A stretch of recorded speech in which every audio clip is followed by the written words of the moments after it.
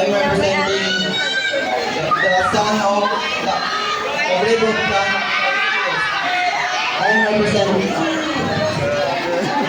I believe to myself and I believe in my strength for this moment.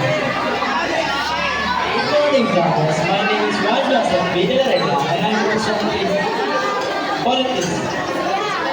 And I believe in myself, and I believe that I will shine on the stage. And I thank you.